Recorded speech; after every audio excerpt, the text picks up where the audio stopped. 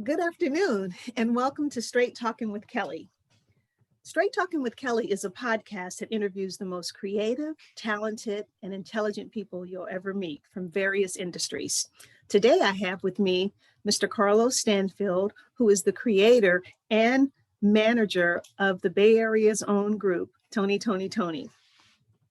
So, Carlos, I have known you, I don't even want to say how many years, but it's been a very long time. I know at that time, I was working at KLOK radio before it became KKSF radio.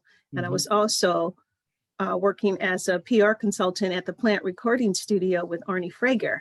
And that's when I introduced you to him, and you got the boys to recruit their second album. Was it the second album? Record the second album, yes. What was the name of that album? Do you remember? It was called... I know it had that It Doesn't Rain in Southern California on there. Right, it was, I wish I could pull up a picture of it. It's the one with the moniker on it at the front. It was called the, do you mind if I look it up? No, that's okay. You know what? It was a long time ago. So we're going to let that one slide. And I'm sure if any of the boys watch this, they're going to be like, really, Carlos? Well, you can edit it, right?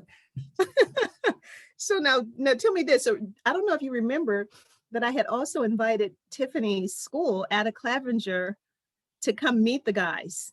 Right. When they were recording that album. Do you remember that? You're still trying to look it up. You're trying to redeem yourself.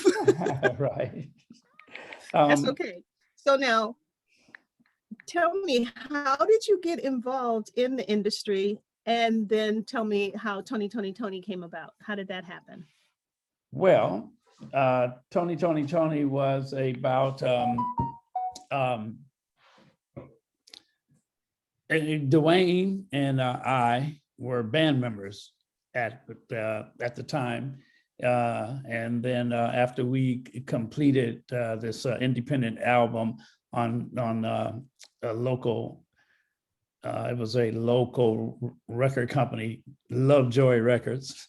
Okay. So what we did was after we did a couple of projects over there, it just came to mind that Dwayne had a younger brother who was Raphael Sadiq, graduating from high school, and a couple of his cousins and a couple of his band members from the Castlemont's Castaliers. And make a long story short, we just put those guys together as a band and started doing some original music recording. And then I took those recordings down to Los Angeles and in the old-fashioned way, shopped a record deal. The old-fashioned way. Yeah, and we're going to get into that a little bit more. So, and then they ended up getting on what record label was that? After quite a few attempts, we got picked up by a subsidiary of Polygram Records, Wing Records, out of Burbank, California. Okay. And you know, it's so funny because I remember how I also got into management, just in a kind of a roundabout way. My mom had introduced me to a cousin of mine that I didn't know. And she was like, you know, he needs a manager. And I'm like, I don't know anything about managing. And so I was like, you know, let me meet with him. So I met with him. And after having a conversation, I decided, well, you know what, let me try to tackle this. And so I did start managing, and we did it for maybe a year, maybe a year and a half. And then that's when I realized, I said, you know what, I need to know a little bit more. So I went back to school, San Francisco State, and I ended up getting my degree in public relations. I did a special major in public relations and music business management. But the funny thing is that I haven't managed anybody since, because I have not been able to find what I need to manage, what I'm looking for. I understand. Yeah, that's part of the process. When you're in the right situation, the right opportunity presents itself, it just hits you, and you know it's right, and you know, and one thing leads to another, and you're just motivated when it's the right combination and the right chemistry happens. It's really a chemistry thing. Yes. You know, unless you're a a long time professional in the business, been around for a while. Normally, in a person in my position or position you just described, it's a chemistry thing, and when that chemistry presents itself, everything just seems to fall in place. Yeah, and I'm still looking, and I have found it with my granddaughter. Okay. Oh my goodness, she is so talented. Mm-hmm. But it might be a little bit too close for me. Mm-hmm. But I still kind of have my little hands in there, making sure that I guide her as best I can and give her the information. Her dad's also in the business, so he's helping her as well. But I'm still looking for the right talent. So if anybody's out there, I'm looking for somebody. I want like a teenager, somebody that I can develop and do artist development on, because that's my strong suit, and then to help them go. Now, I remember doing some artist development with the Tonies because of you. Do you remember that? Yes, I do. Yeah. Yeah, and you were very instrumental in that process. You provided some services that I didn't possess myself, and that was one of those that was to get them ready to do interviews. So you did some coaching on how to present themselves and do interviews. And prior to going on the Arsenio Hall show and Soul Train, because all these things happened during that first album, because incidentally, the first Toni album actually went gold. And so they did the usual R&B Saturday TV show rounds, and Soul Train and Arsenio Hall show were a couple, and they had to practice interviews, and that's where you came in and got them ready for how to handle themselves. And it was a little rocky the first couple interviews, but they seemed to get it, and it was smooth sailing after that. I remember when I first met them, they were just really impressed that I had a BMW, and I remember Ray was like, "Can I drive your car?" And I looked at him, I said, "Ray, one day you're gonna look at my little car and you're gonna laugh, because you're gonna be driving around in a Rolls Royce." And I'm sure he could probably do that right now if he wanted to. So yeah, and I remember him really being so smart, and he stayed up under me because he was very smart. He liked knowledge. He liked to learn. And he liked to read.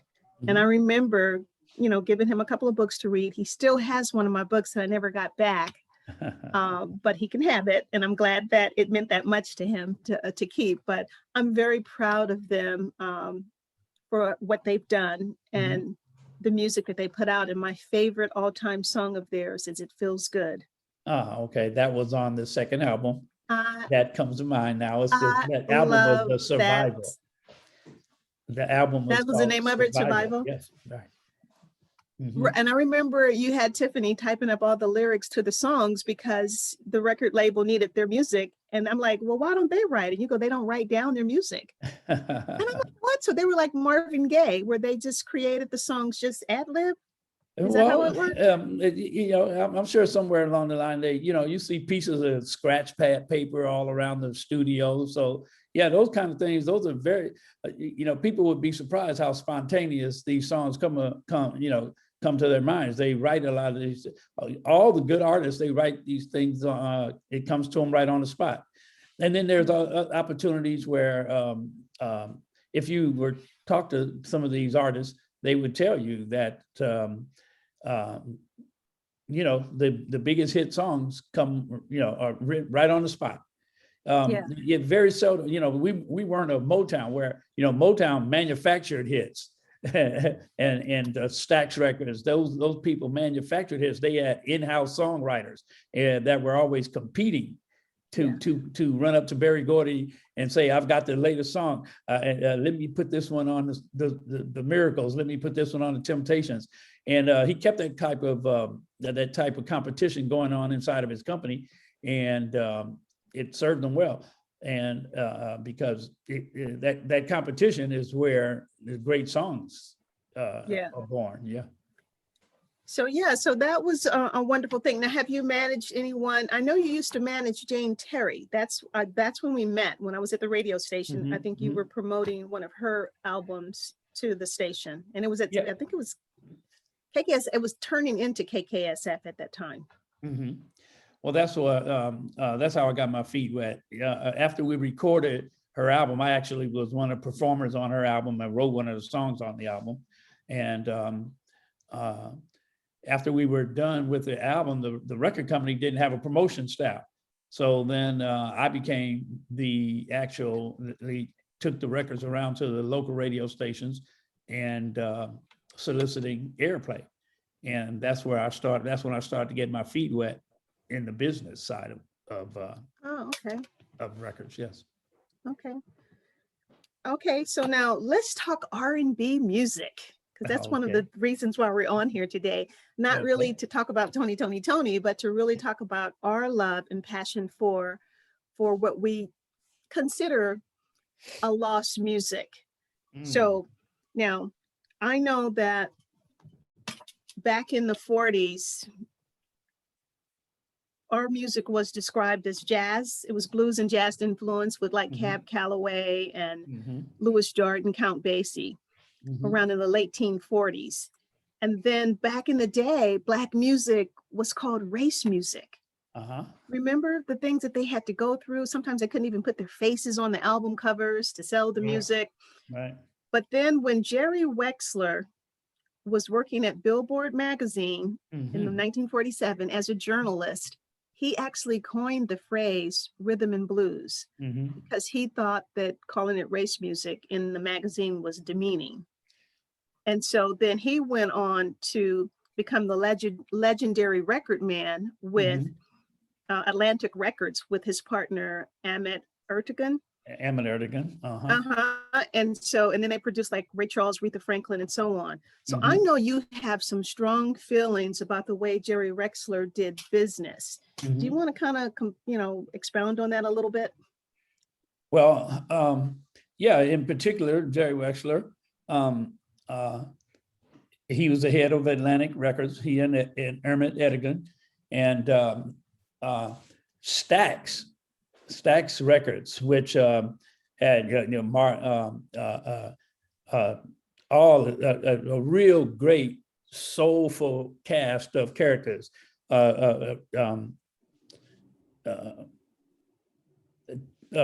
had a great roster of artists, as Sam and Dave, the gentleman who passed away in the airplane crash. Otis Redding. Otis Redding. And that from that Memphis area, it was just all this great music. That was just a great era for talent. Those guys, like I said, you wouldn't even have thought about it,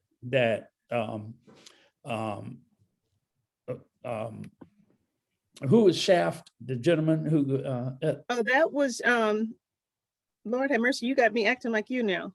That's Isaac Hayes. Isaac Hayes. And one of the things that I know about Atlantic Records, it was a distributor for Stax Records. Yeah, they were a distributor, and it was really,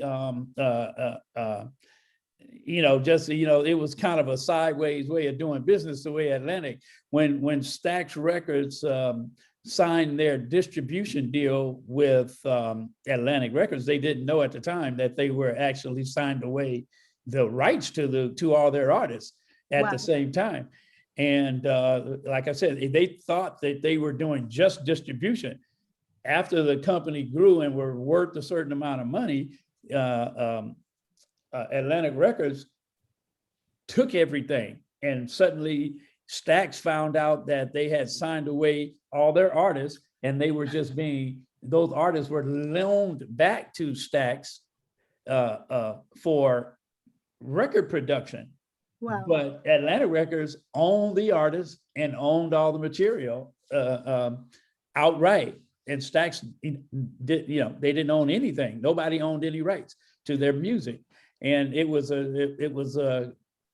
quite I call it a shame that they found this out at a most opportune time. But that was just the kind of way they did business back in those days. And it's a wonder how somebody like Ray Charles, who actually pulled one over on Atlantic Records, because Ahmet Ertegun was also the person who signed Ray Charles to to his first record deal. Okay. Back at the time, Ray Charles had a fantastic deal. He owned all his masters, he owned all of his music, he owned all of his copyrights. And Ray Charles actually died a very rich man. He owned all of his material, masters and all, for his whole career. I wonder how he became so smart about the industry, because back in that time, number one, most people didn't read their contracts. And from what I understand at Motown Records, if you read your contract, then they didn't want to even be bothered with you, because that meant you was too smart. Well, that's the way they did things in those days.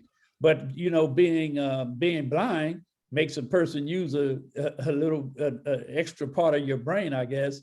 And so Ray Charles was very on top of his business. He was one of the smartest businessmen in the business, in the whole music business. And you would be surprised that someone like him was able to work out his own individual deal with his record label.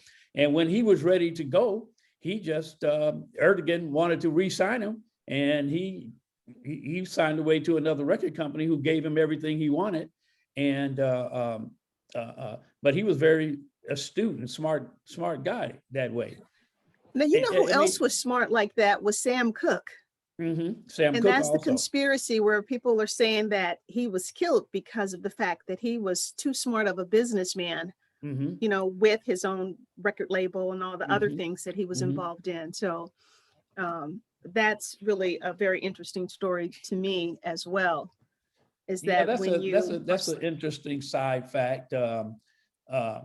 See, when it comes to copyrights and publishing, sometimes these artists they become more valuable dead than alive. They worth more money dead, because usually the record company ends up with all the rights to the masters and publishing, and so unfortunately they're worth more dead than they are alive, and accidents happened. Well, but you know, when I think about the music industry now, it's so different. I don't really understand it or know it that well. I want to get back in it, so I got a lot of catching up to do. You know, because now I think instead of record labels being the place to go, people are doing their own streaming on these different platforms and really making noise. And then of course, the record companies, I guess if you're making that much noise on the social platforms, that's when the record labels will come in and I guess offer you whatever deal they offer you. But what I don't like about what I see happening in the industry, there's no grooming happening. There's no taking out the time to really give the artists the things that they need to grow and to develop and to really have a career, as opposed to the one-hit wonder kind of thing. Do you agree with that? Yeah, I do. And did you happen to see the Grammys? You know what? I'm gonna tell you something. I don't watch it anymore. Right. Because, you know, I used to actually be a board of governors with the Grammys. And then I had my little thing in terms of how I saw how they did their business. It didn't go with my values. So when I saw Megan Thee Stallion do her thing, I actually had to walk away from it, because I just don't want to see us that way, because I think Black women have come too far to have to parade around to get our message across in that way. So I don't knock her for doing what she's doing, because I'm sure she has to do that, but it's not something that I was interested in seeing. Hey, you know, that I feel the same way. And I didn't even watch I had no interest. It's funny how I have very little interest in the music business anymore after having been a player in the business. I just think that the industry itself has some to do a self-examination of what it is you really want to project. These artists become role models to young people. And I personally think that they have a responsibility to their listeners and to their fans, and the younger they are, the more responsibility they have. And I totally agree with you. I don't think that they're, for me and my values, yes. I don't think the industry itself is actually promoting what I consider the values that I would want to put in the minds of the young Americans who are fans of all these artists. And and then when the way the business is done these days, I couldn't even tell you how the business is done. If there's no record sales anyplace, I don't understand how, other than branding. I think branding is the biggest deal for artists these days, is branding, because otherwise the only revenue I see is streaming, other than branding products and those kinds of things. So, and streaming music, from what I understand, and I'm not totally positive on it because I haven't studied it lately, but I don't think streaming has a financial or money stream the way that hard sales used to have. I mean, how do you get a gold record? How do you get a platinum record now? Is it determined on the number of streams that you get on your, throughout the streaming services? I don't know anymore. That's how far from the game I've gotten these days. Well, same here. This is why I'm really immersing myself back in it. Mm-hmm. And so I will actually get some answers to those questions as we move forward. So so until then, let's talk a little bit about the acts that we did grow up and respect and love. Of course, we love Motown. Right. The Motown sound was for young America. Mm-hmm. And Berry Gordy definitely wanted to make sure his artists had a clean image, mm-hmm. And I think that's what was lacking with Stax Records, is that Motown's artists were more polished, mm-hmm. performed, mm-hmm. Higher production value, whereas the people at Stax and I guess even Atlantic, they were raw and reflected a more regional kind of area, mm-hmm. a regional sound. So I enjoyed the Supremes. That was our first girl group, mm-hmm. that showed us what glamour and beauty was about. Mm-hmm. They didn't have their chest hanging out, the mm-hmm. butt showing, you know what I mean? Understood. They were very elegant. And right. that set the stage in my mind for moving forward in terms mm-hmm. of how I wanted to be represented even as a woman. So, mm-hmm. And then of course the Temptations and the Four Tops, they had the moves, didn't they? Not only could they sing, they had the steps. And clean cut guys, choreography training, yes. Interview training, publicity. They were ready. They were all, before they ever even went out there, they were ready to go. They were polished human beings. And then the other competition that you had was, like I said, Stax Records. And you had the staple singers, you had Sam and Dave, you had Otis Redding, you had, and those guys. Let's not forget our girl, Miss Aretha. Aretha was on Atlantic. They did have Aretha Franklin over there at Atlantic she was on Atlantic. And she was wonderful. I love Aretha Franklin. Oh yeah. Class act. I just can't believe that all that real talent like that is gone. I can't believe that singing and real artistry is gone. I can't believe that rapping is all we can do. So there has to be a void. There has to be some kind of way that somebody would say, let's go back out there and find these real singing musical artists, and let's carve out a distribution, a vehicle for getting back some of that old R&B, real music that we missed. There's got to be another Marvin Gaye out there. There's got to be another Sam Cooke out Carlos, there. I'm going to call Arnie Frager and ask him to come back and let's do it. Well, let's do it. Now you get that going. Arnie, let's do it. Now, one of the things that I do know, because I turned on the radio the other day and I used to listen to KSOL, mm-hmm.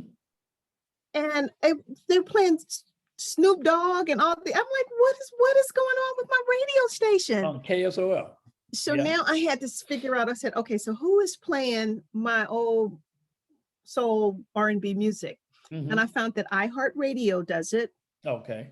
iHeartRadio, and then Sirius XM. Mm-hmm. I love them. When Leno and I travel and go out of town, we definitely listen to Sirius, and they have this thing called Soul Town /Motown, where it plays classic soul music and Motown records. R&B. And then there's also Bay Area's own Jerry Dove and Ryan Austin. They have that station on Coffee TV called I Remember That Song. Okay. And it's an R&B platform. And then he Mm-hmm. also has a Facebook page that I'm Mm-hmm. actually a part of, Mm-hmm. where he's constantly showing, like the Silvers, people that I hadn't even thought about in years. Right. Yeah, so just there are people out there that really want to preserve this music. Mm-hmm. The young people, because they don't know it, they're not missing it. So to them, they don't feel like we do. And I guess as they grow older, that rap music, that's what's going to be in their hearts. Mm-hmm. Well, I'm not right. Let's not, I'm not knocking rap music because some rap music is really good. Because if they have the right messages, I just don't see a need for the wrong messages and the quote unquote nudity and all that kind of thing. I just don't. Yeah, if they got the right message, hey, I'm sure it can be effective. But I think music as an art form, it has a responsibility to develop the minds of its listeners and its fans. And especially the younger they are, the more impressionable. Yeah, impressionable they are. And I think artists have a responsibility to their listeners and to their fans. And I just wish that they would be a little more display of positive images in the industry. And if we could do something about that, I would love to get, be more active in the. Well, in the industry. What? I remember thinking back to the Grammys, and this is when I was like done. And even the Academy Awards, all of these white, quote unquote, award shows, I noticed that they always portray us in the worst image you can possibly imagine. When I think about Denzel Washington and all of the wonderful movies he'd been in, he wins for Training Day, like really? Right. And then Halle Berry for Monsters Ball, out of all the other stuff, she should have won when she was in Spike Lee's movie when she was playing the heroin addict. Okay. So when I think about that, and then let's not even talk about that song, It's Hard Out Here to Be a Pimp. That wins a grant, like really? Right. So as long as they can keep showing us the way that they want their race to perceive us, they're happy. And because we need a platform and are always, trying to get known and seen and make a buck, right? We fall for the okie doke. We go for it.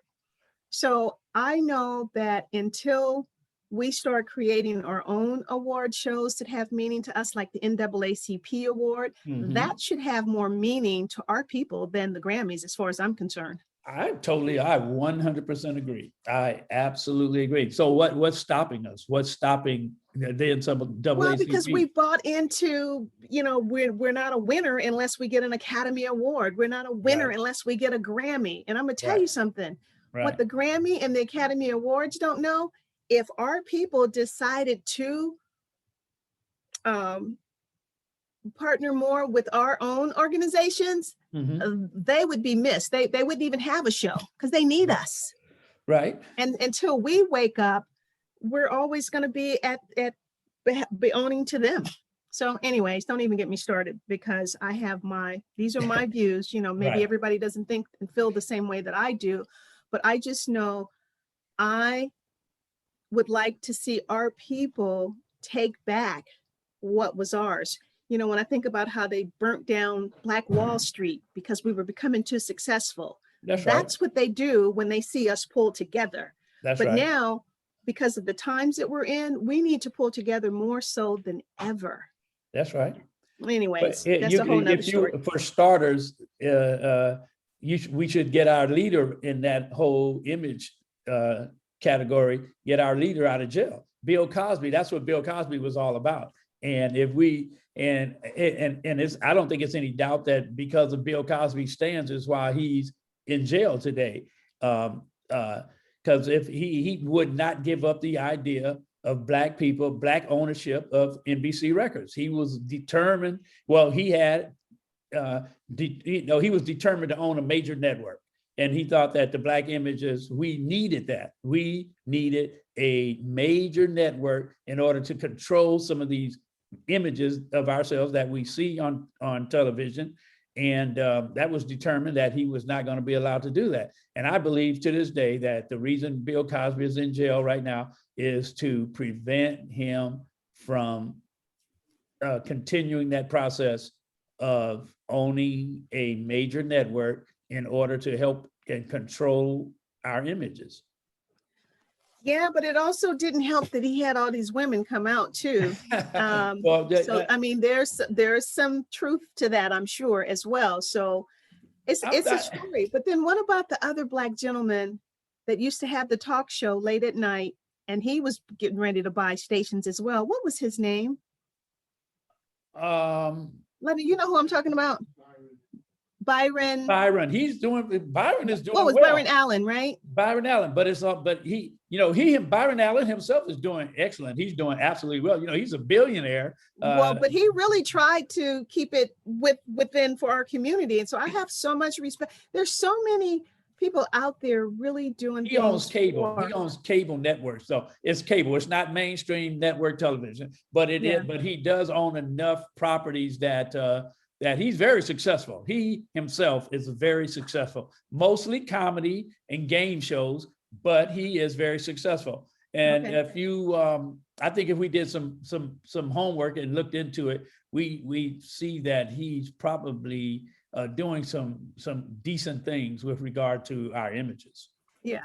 So we have a lot of people, Tyler Perry out there, Spike Lee. Right, exactly. Denzel Washington, the simple fact that he was such a wonderful helper to our Wakanda gentleman, Chadwick. Yes. So there, there are a lot of people out there really helping the cause, basically. And I'm sure there are some that are silent that we don't even know about that are doing it. When I even think about, who would you think about if you were thinking about role models for minorities, for young Blacks, developing minds? Well, I think about Stacey Abrams, and I think about Kamala Harris. I think about all of these strong Black women that have gotten into the political game, making sure that we have a voice. Right. And then we have a lot of local people here. We have London Breed, who was our mayor. Then we have Malia Cohen. So we have lots of people that are doing things, Tyra Fennell.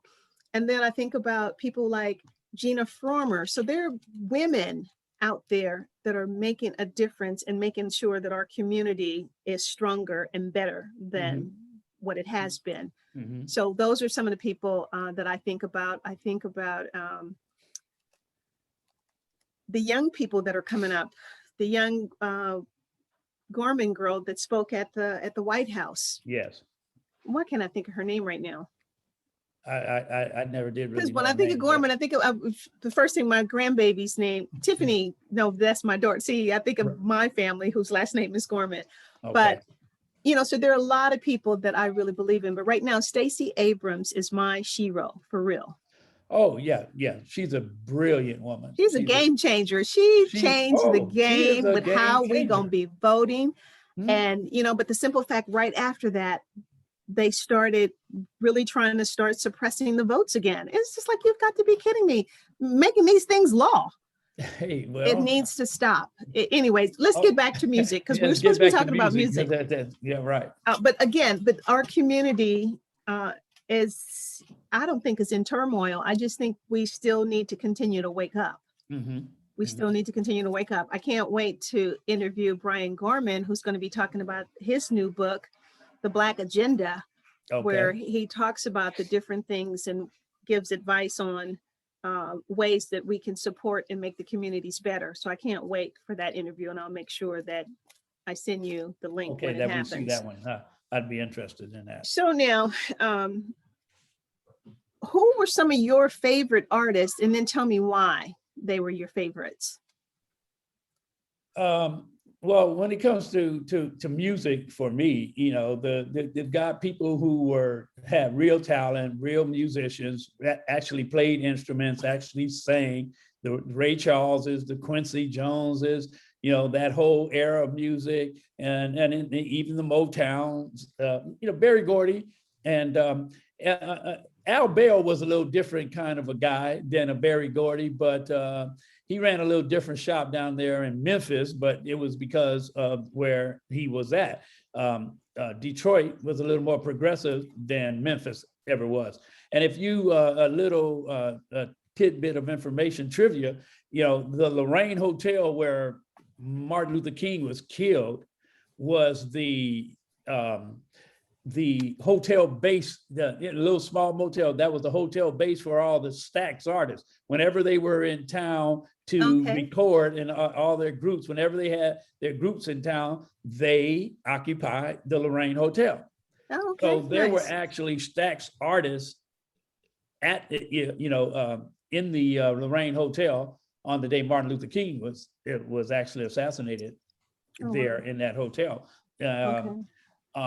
But like I said, Motown, you know, Stax Records. Al Bell was, like I said, a different type of a leader versus a Berry Gordy, a little different type of leader. But he didn't have full ownership of the company. He actually worked for Stax Records versus ownership. But I think the standard bearer is going to always be Motown. Okay. Yeah, Motown for sure. Yeah. Now I know that for me, like I went from Bach to rock, really. I listened to all types of music because I love classical music. Burt Bacharach is one of my favorite all time. Yeah, you know, so the music really expands the spectrum. There's a lot of good music out there.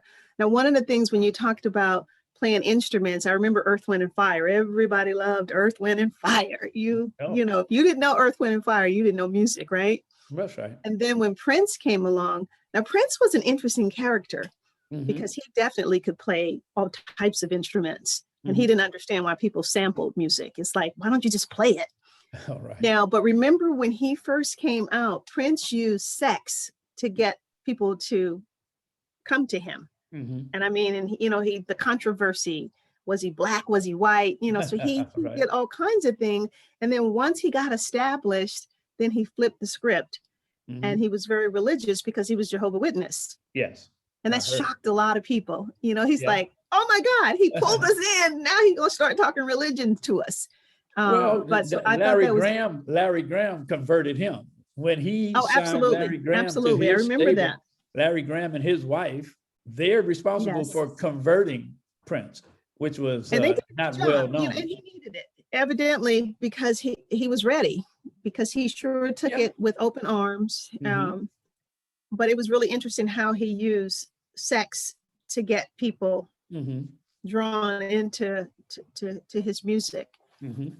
So anyways, I think we have some, and then of course, you know, Michael Jackson was my guy. There's no other talent out there like Michael. Michael and Prince were my favorite artists because they actually they went beyond the boundaries. They weren't afraid to break them. They just really, you know, were very innovative, ahead of their time, and they were workaholics, you know, and basically they sold their soul to the music industry.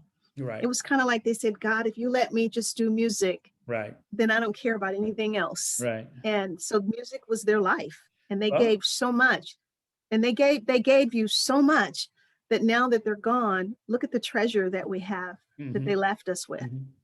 Well, I think you have to sell out like that if you're going to be great. I think the one thing that you could if anyone interviewed those guys early on in their careers or even early in their life, they would tell you they wanted to be great at something. And then when it turned out to be music, that's what it was. And they became great artists, great musicians, great contributors to their industry. To the industry. But very few people make it to that kind of pinnacle. I know that Sammy Davis Jr. was considered at his time one of the all-time greats, as well as a Frank Sinatra. So everybody doesn't get to go out that way, even though we do have some wonderful artists and great artists, but Michael Jackson and a Prince and a Sammy Davis Jr. and even a James Brown. You know, James Brown was awesome. Yeah, you an can't. icon for sure. Yeah, you can't. Don't ever underestimate the true talent. No, of James Brown is the reason for Michael and a Prince. They loved him. Yeah, innovator, great Yes, innovator. absolutely. James Brown. He wasn't as polished as a lot of the artists that you see around, that you've seen and historically. But James, don't ever underestimate James No, Brown's James talent. Brown was the man. He was the man. He owned a lot. Oh, he owned everything and about he it. Yeah, did a he was lot for another his smart people. businessman. Yeah, He did was a another guy who lot was for his smart people as well. So Mhm. no, I have all kinds of respect for my man James. Yes. So now, what 3 people have inspired you? In terms of musical Just talent, in your whole or life in general, not necessarily music, just oh, inspired okay. you. Well, you know, just in general, you know, the Martin Luther Kings of the world. I'm pretty impressed with Obama, Barack Obama, and his wife. You know, and more so the combination of he and his wife. Yes. And his wife, because his wife was brilliant also, in actuality. And and then I'm trying to see if I'm looking at Kamala Harris, and I'm looking for the brilliance in her right now.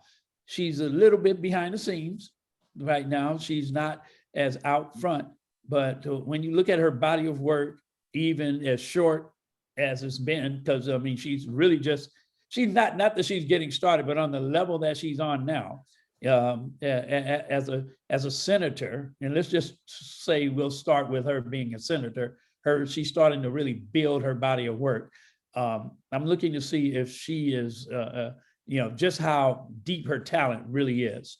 Yeah. And I do, because, hey, let's face it, she's one step away from being president. Oh, absolutely. Absolutely. She's one heartbeat away Kamala. from. Oh, well, what's that say about Joe? Something got to happen to Joe. You know? Well, you know what? I actually believe that this is my own interpretation of it. I feel that Joe's probably going to do 1 year, say, you know what? I did it. I'm getting ready to rest. Yeah. And one then term. Kamala is yours. So, and I'm glad that you brought up Michelle. Oh, you think in the middle? You think in the middle of his first term, he's gonna turn it over to Kamala? Well, that's just my impression. That doesn't mean it's going to happen. Well, I'd say give him 1 term at least, and then. Well, that's what I'm saying. And he will complete 1 term and then say, okay, I did it. Now I can go home and rest and be with my family. Yeah. But I'm glad that you brought up Michelle Obama, because when you were asking me about, you know, who I admired, when I was talking about Stacey Abrams, definitely Michelle Obama, and Barack. I finished her book a while back, and now I'm reading Barack's. I'm almost done with his. I love those 2, and I love what they've done with their daughter. I just really am so very proud that I got to see that I got to see, you know, him complete his term and live. The simple fact that, you know what I mean, that he lived. Right. So I'm so grateful that now he can go off into the ether and continue to do the work that he wants to do. Wouldn't you love to see him? Carlos, wouldn't you love to see back, him? Wouldn't you love to see Barack in a lifetime position like on the Supreme Court? No. You would? No, I want to see him go live his life now. Really? Being a president for 2 terms, that I'm sure that, and reading his book is serious. It took a toll. So I just want to see him go out and just be human right now. I don't want to see him in no more stressful positions. There are other people that could be, Supreme Court, but I think Barack deserves to be able to live out his life like some of the other presidents have. Okay. So I'm happy for him for that.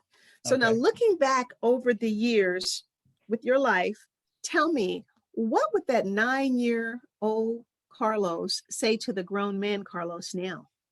So what would your 9-year-old self say to you? I would say to myself that, hey, old man. I'd say, hey, old man, you know,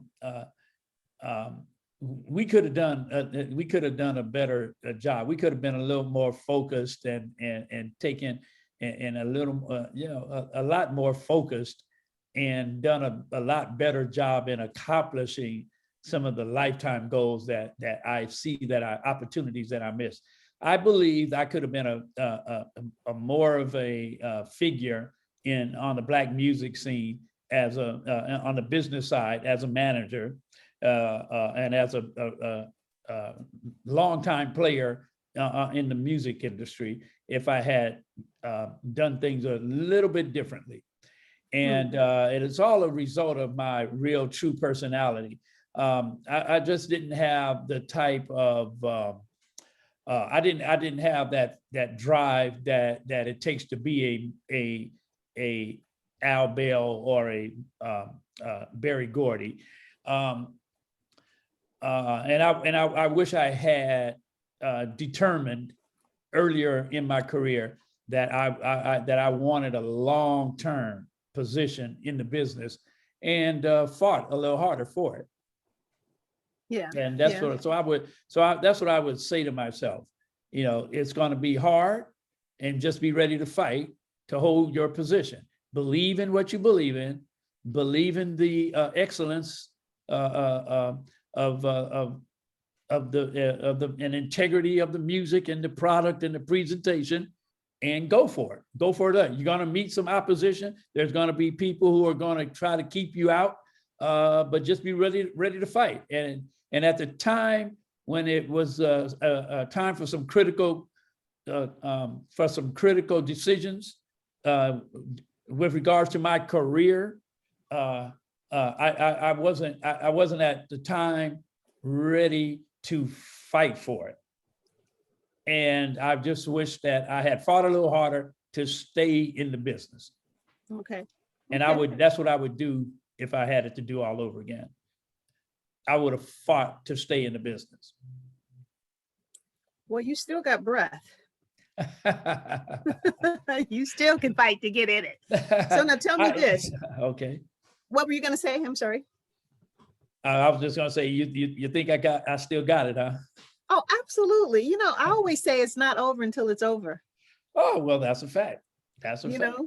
So now tell me this, what advice can you give to anyone that's interested in embarking on a career in the music industry? In the music industry. What would you tell them? What's the most important thing you would tell them based on what you just said about your young boy talking to the grown men now? Well, it's like this. If you don't want to, if you want to make sure that you're not in it to wasting your time, you got to be a real, anything you do in the music business. And the thing I think that motivates anybody that makes a career out of the music business is you got to love music, and you got to love real music. There's a lot of fake music going on out there, sampling, but so you have to have a real down to your bones love for music, musicianship, and knowing the power of music, the power and presentation of music. And if you anytime you're around real, true artists, people who really got it, that's not hard to do. It's not hard to do because it will motivate you. And you do, as an executive, if you're going to be on the business side, you have to genuinely, you got to know how to spot talent when you see it. You got to know real talent when you see it. Yeah. Yeah. So what's next for you, Mr. Carlos? Well, I thought it might be in my past before we started talking here in the last month or so. And so, who knows? Maybe if I can just gin up some energy, if the right opportunity presented itself, I just might surface again in the industry. I just might surface again in the industry. My love for music hasn't changed any. I still love music, and I love good music. Before COVID, I spent a lot of time at Yoshi's and San Francisco, that SF Jazz venue over in San Francisco. I love live music, and I still get that same feeling about music these days. And like I said, if I could force my way back into the business, see, there's other things you can do other than promoting records and group. If the opportunity presented itself, I would manage a touring group again. Okay. And once I'm the manager, anything could happen. Okay, there you go. And then the other thing I thought about. If I'm your manager, trust me, the sky's the limit, because like I said, if the talent motivates me, the sky's the limit. You're willing to work as hard as you possibly can. I'm So working, audience, if you're out there listening, and once COVID is over and we're going to be hitting the road, if you're looking for a manager, Carlos, they can hit you up. I guess they can hit you up through me, right? Yeah, they can hit you up through me. Send Kelly your tape, and if she likes it, then I'll love it. Well, you know, the interesting thing, like I said, I know that I think you would be good as a coach as well. You know, coaching the artist, doing the same thing that I do with the artist development, because you also know what they're lacking and some of the things that they need. So maybe we'll tag team. We'll see. Yeah, teamwork is always best, and I look forward to it. Actually, I wouldn't be surprised if you and I did something. If we ended up doing something. Well, you know me. When I put this thinking cap on and I say full speed, I'm ready to go. I will go ahead. I like to start things, and I like to also complete it. Yeah. So on that note, I want to say thank you for joining me on Straight Talking with Kelly, where real conversations happen, where we actually had a chance to talk about our love and passion for music and what's going to be next for us. Well, who knows? Yeah. Who knows? Just stay tuned. Just tell the public, keep your eyes open. Absolutely. We might surprise you. All righty. Well, thank you again for joining me. And I know that there are plenty people out there that will be listening that are probably going to want to know more about some of the services that you probably could offer them. And so I know that COVID is not going to be here forever. That's right. And that we will be out and about, I would say maybe in the next year and a half, personally. Okay. I think it's going to really be that much longer because people aren't doing what they're supposed to be doing. People are still hard-headed, don't know how to follow instructions. So in the meantime, we'll just keep checking in with each other and see where this goes. Okay. Yeah. Well, please do stay in touch, and let's see if we can't motivate each other. Let's get some motivation going on here. I think we did today. I think I got you hyped. I saw you get hyped. He's like, uh-oh, she's getting ready to pull me back in. Like on The Sopranos. I will think I'm out, then they pull me back in. So yeah. Well, I'm not scared. Oh, good. That's a good thing. And so like I said, I'm gonna hit up Mr. Arnie Frager, get him on here and see what he has to say, and then we'll take it from there. So thank you again for Straight Talking with Kelly. And my next guest coming up is going to be Dr. Jennifer Cohen, where we're actually going to be talking about the COVID vaccination. So look forward to that. So Carlos, again, thank you for sharing your insights. And I will talk to you soon. Okay, you take care. Thank you. Bye-bye. Bye-bye.